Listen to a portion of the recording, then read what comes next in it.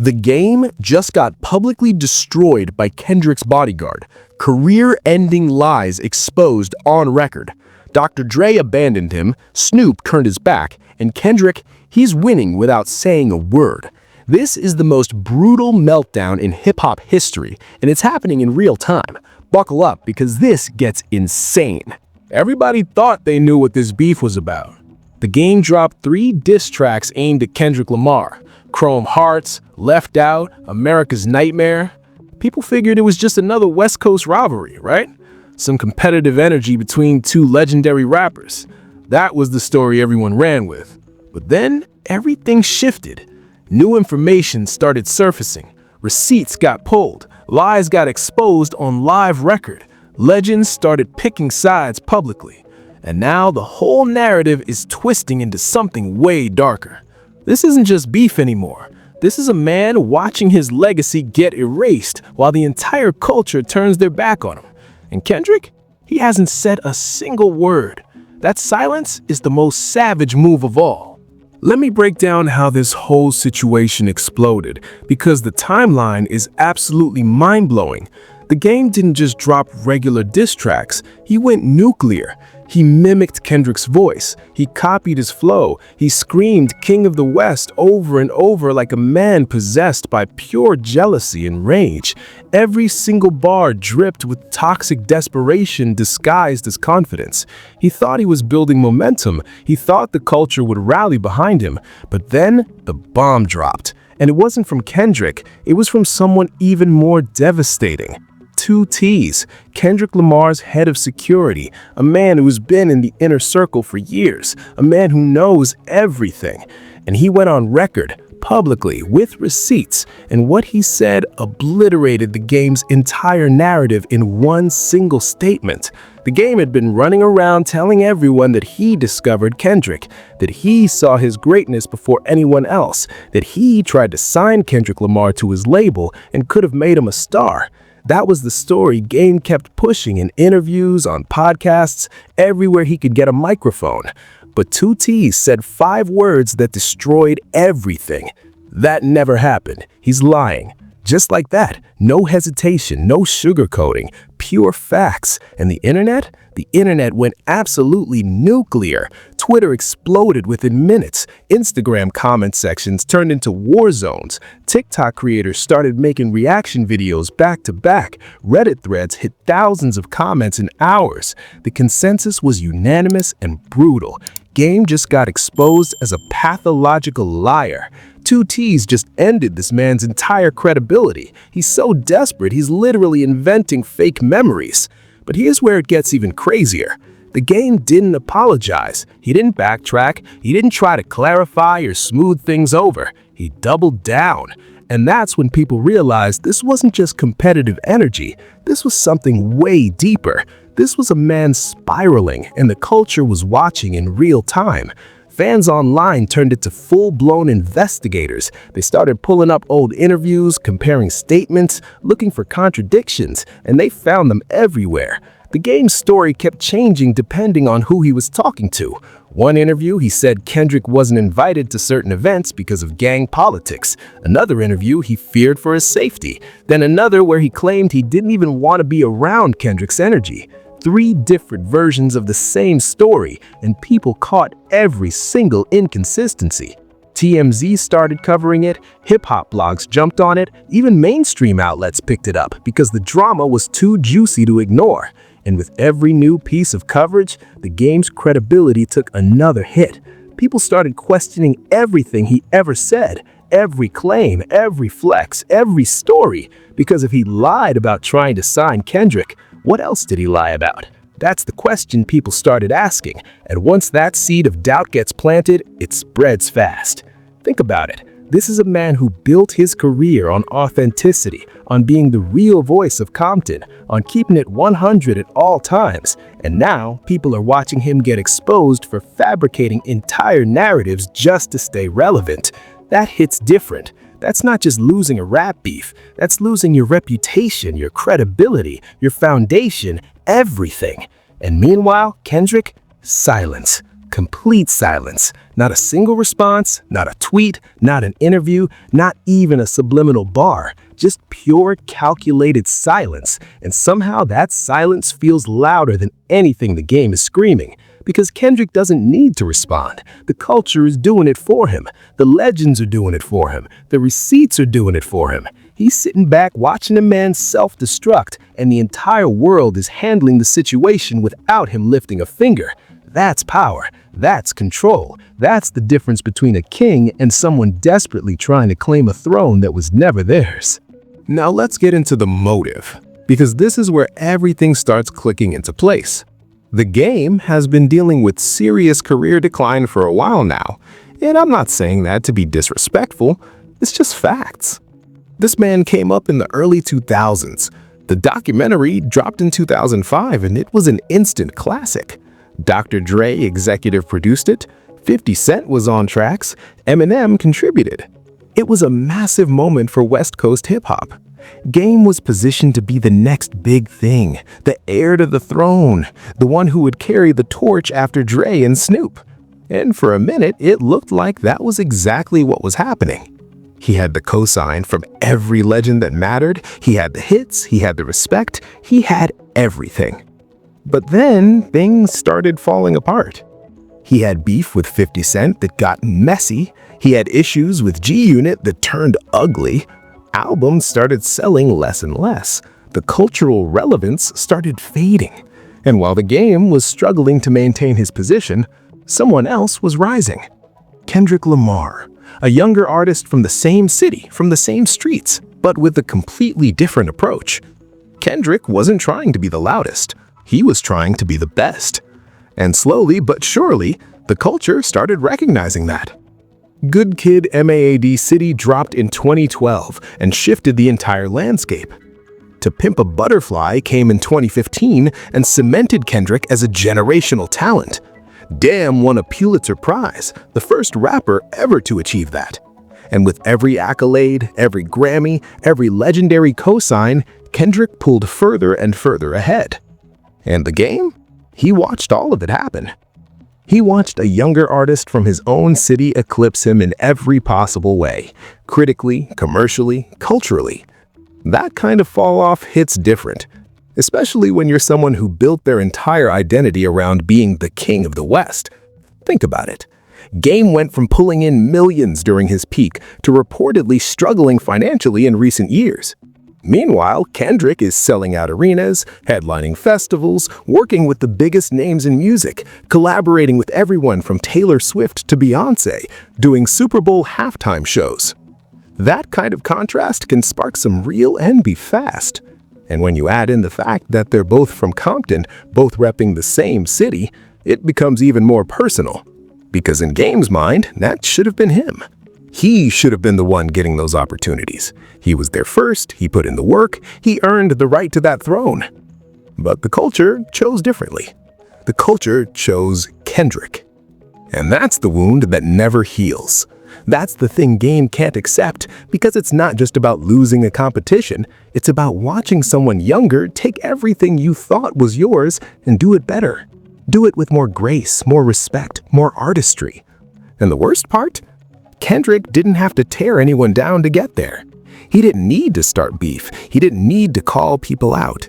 He just focused on his craft. He stayed in his lane. He let the music speak. And the world responded. That's what makes this so painful for Game, because deep down, he knows Kendrick earned it. He knows Kendrick is genuinely talented. He knows the culture made the right choice. But admitting that would mean accepting his own decline, and that's something his ego can't handle. So instead, he lashes out. He creates narratives. He rewrites history. He tries to convince people that Kendrick isn't really from the streets, that Kendrick is a nerd rapper who cosplayed as a gangbanger, that Kendrick faked the gang lifestyle while Game is the real king of Compton. And maybe, in his mind, if he repeats it enough times, people will start believing it. But the problem is, the receipts don't lie. Kendrick was born in Compton. His family has documented gang connections. He never pretended to be something he wasn't.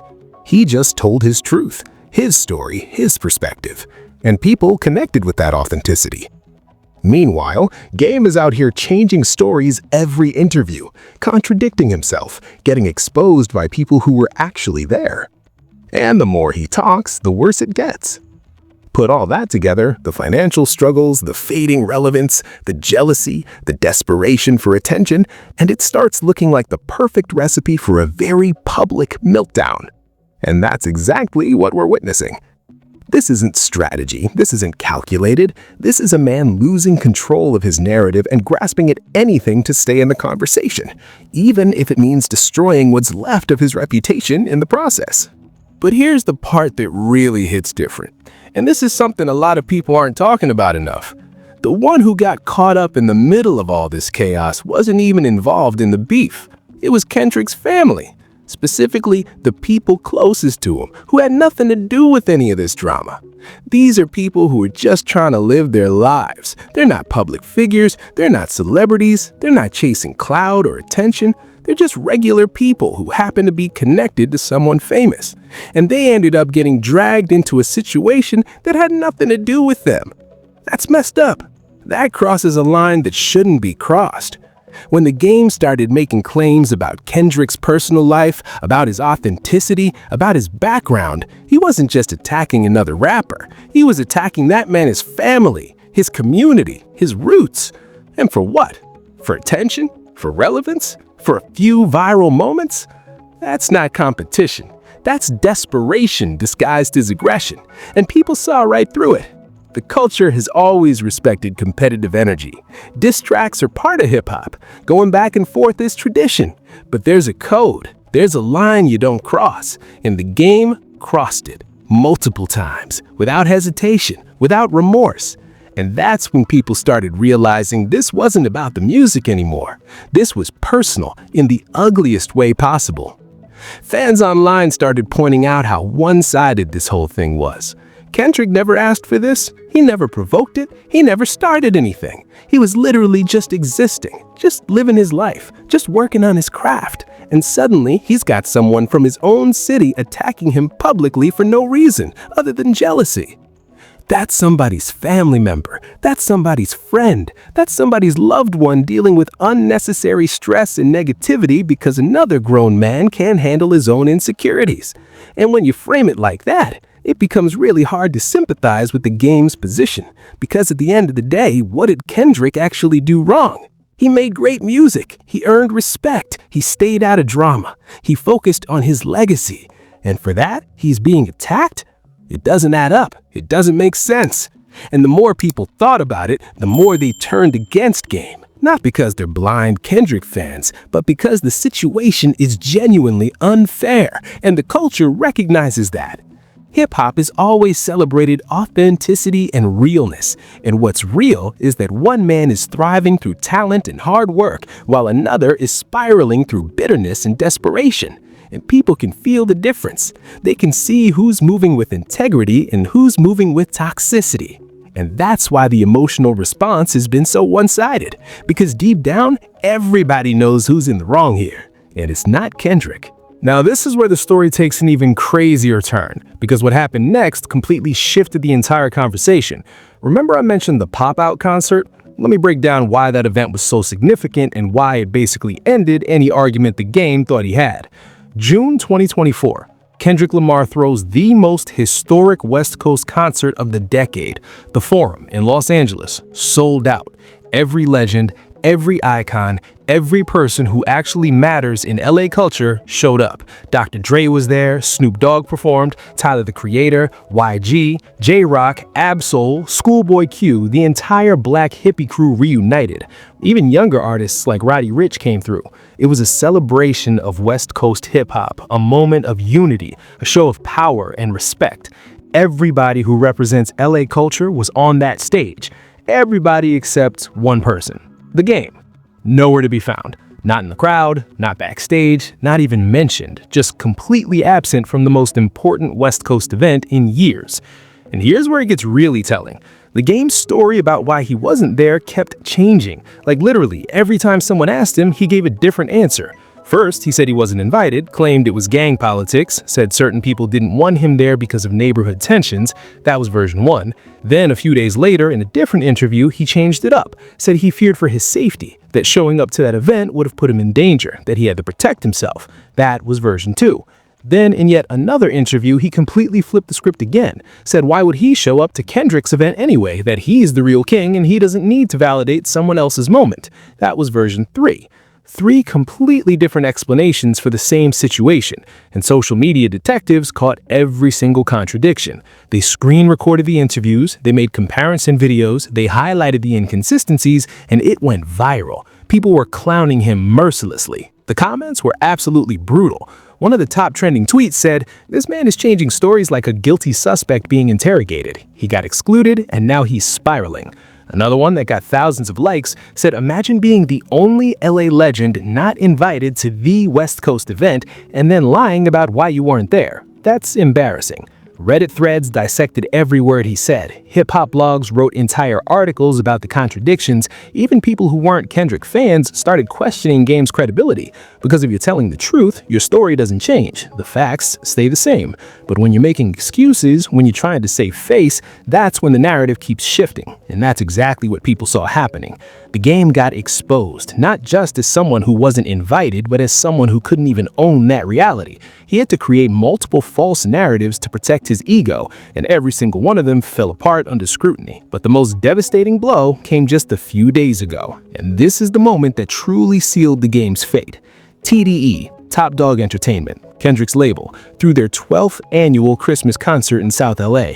It's become a legendary tradition. Free tickets for the community, a celebration of LA culture, a way to give back. And this year's lineup? Absolutely stacked. Kendrick performed, Snoop Dogg showed up, Dr. Dre made an appearance. It was a reunion of West Coast royalty. The entire culture was there supporting each other, showing love, celebrating the music. And once again, the Game? Nowhere to be seen. Still online, still ranting, still posting essays on Instagram about how he's the real king, still trying to convince people he's relevant, but not at the actual event where the culture was gathering, not where the legends were showing up, not where the respect was being given. He was absent. Again. And this time, people weren't even surprised. They just felt sorry for him. Because at this point, it's not even about beef anymore. It's about a man being systematically excluded from his own culture while he desperately tries to pretend he doesn't care. And everybody can see through it. The pain, the rejection, the loneliness. It's all right there in his posts, in his interviews, in his desperate attempts to stay in the conversation. And instead of evoking respect or fear, it's evoking pity. And for someone like the Game, someone who built his entire brand on being a dominant force, that's the most humiliating outcome possible. He's not seen as a threat. He's seen as sad. And that might be the most brutal death for a rapper's career. Not being hated, just being pitied. Let's take a step back for a second and talk about the bigger picture here. Because this situation is revealing so much more than just one beef between two rappers. What we're witnessing is a case study in how not to handle career decline, how not to respond when someone younger and more talented comes along, how not to deal with your own insecurities in the public eye. The Game had options. He could have taken the graceful route. He could have celebrated Kendrick's success as a win for Compton, for the West Coast, for LA culture as a whole.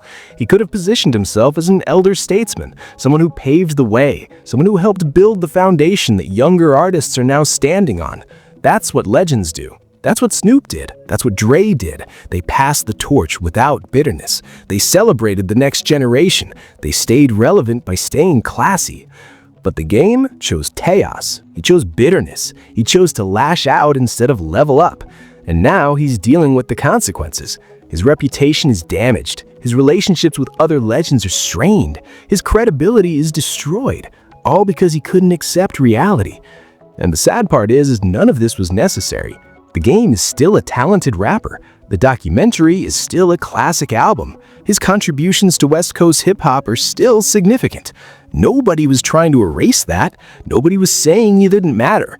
But by forcing this beef, by making these false claims, by attacking someone who never came for him, he's doing more damage to his own legacy than any diss track ever could. Because now, when people think of the Game, they don't think of his music. They think of this meltdown, this embarrassing public spiral, these desperate attempts to stay relevant. And that's tragic, because it didn't have to be this way. Meanwhile, other artists are watching and learning. They're seeing what happens when ego overtakes wisdom, when jealousy overtakes grace, when desperation overtakes strategy.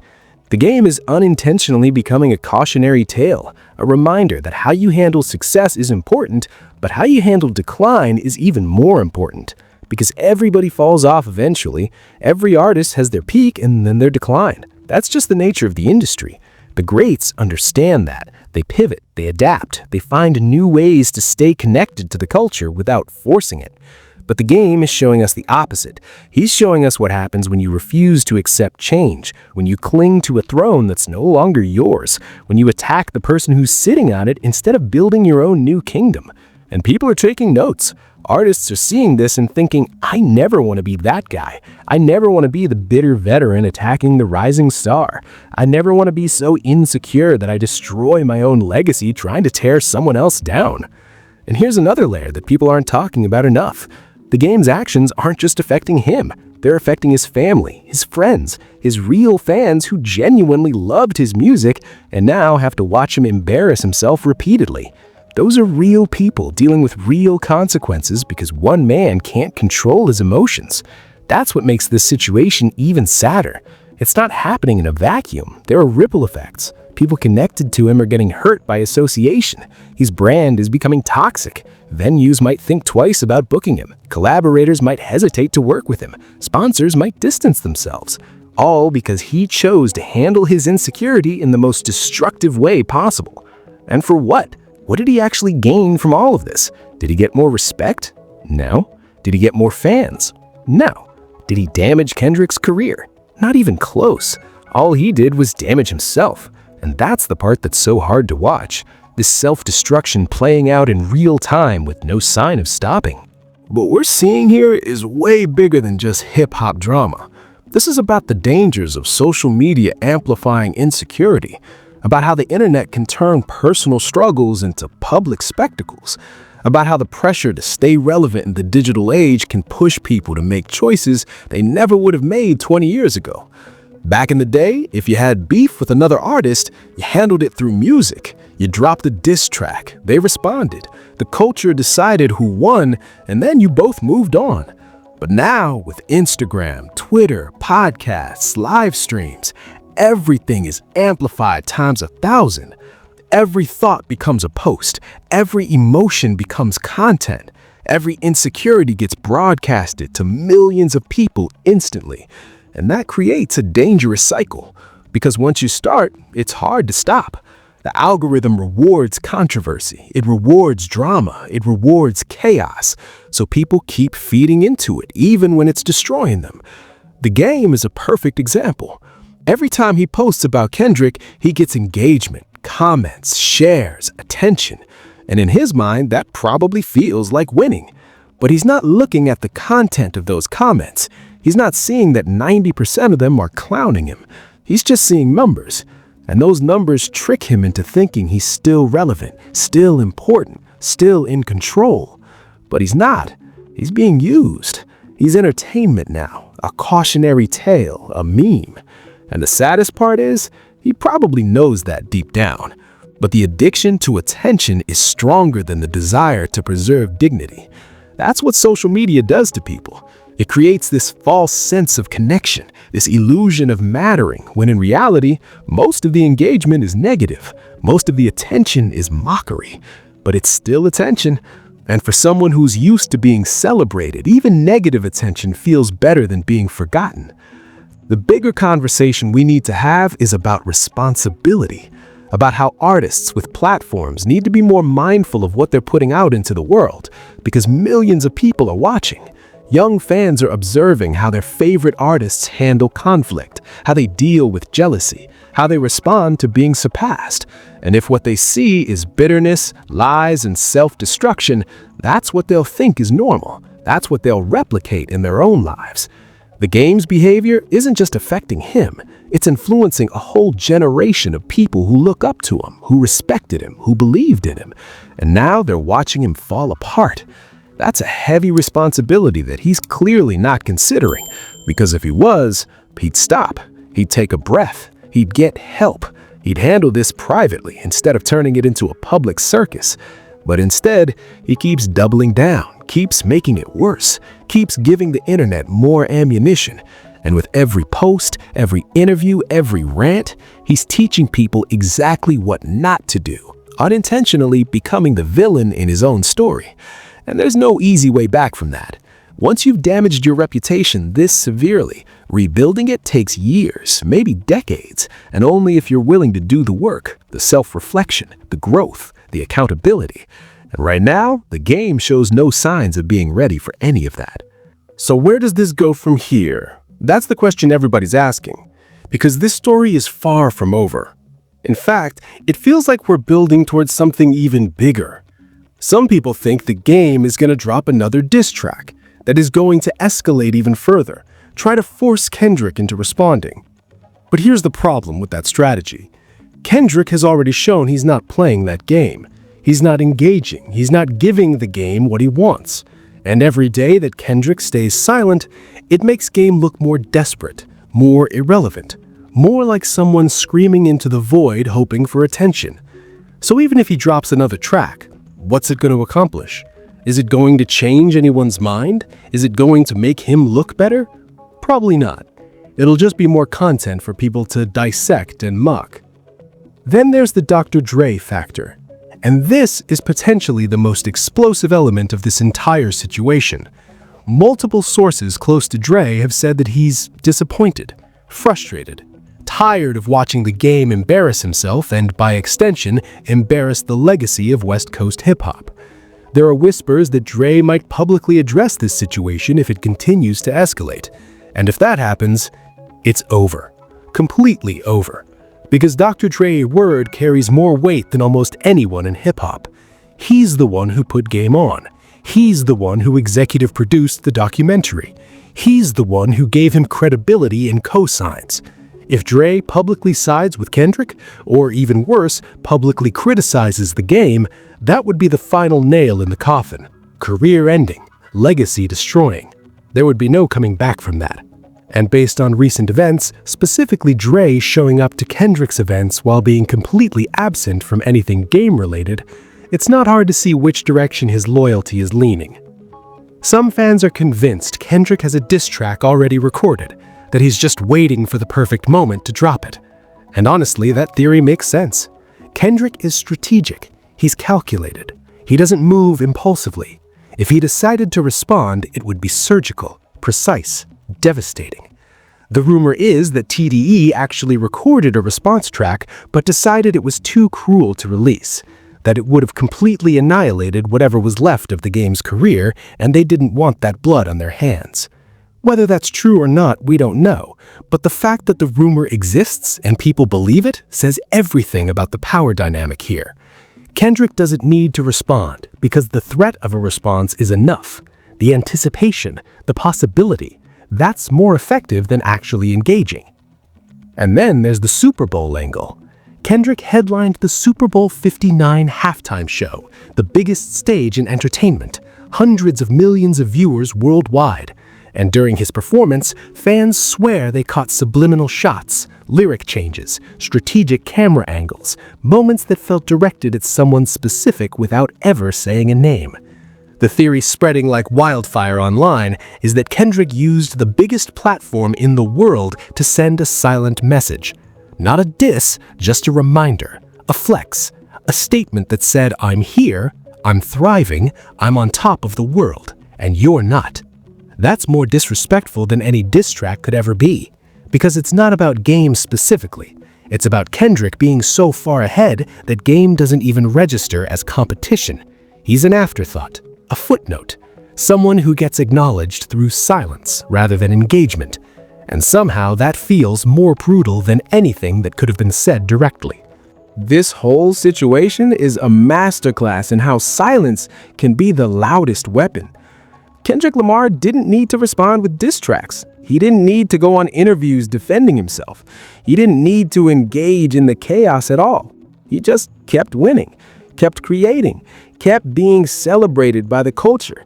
And in doing so, he proved that real power doesn't require validation. Real kings don't need to announce themselves. they just reign. Meanwhile, the game is learning the hardest lesson of his career, that screaming louder doesn't make you more important, that attacking someone more talented doesn't make you more talented, that rewriting history doesn't change the facts. The culture has spoken, the legends have chosen sides, and the verdict is clear. Kendrick is the king of the West, and that's not changing anytime soon. But here's the thing, this story is still unfolding. More details are dropping every single day. More people are speaking out. More receipts are surfacing.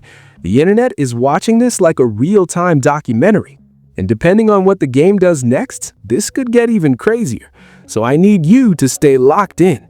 Drop your thoughts in the comments right now. Do you think the game will ever recover from this? Do you think Kendrick should respond? Or is the silence more powerful? Do you think Dr. Dre is going to publicly address this situation?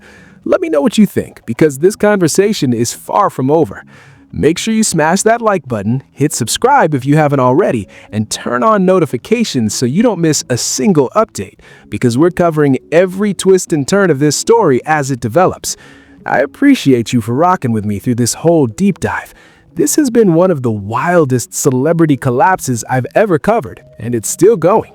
So buckle up, stay safe out there, and remember, in the age of social media, how you handle your losses matters way more than how you celebrate your wins. Protect your legacy, stay humble, and never let ego destroy what you built. I'll see you in the next one. Peace.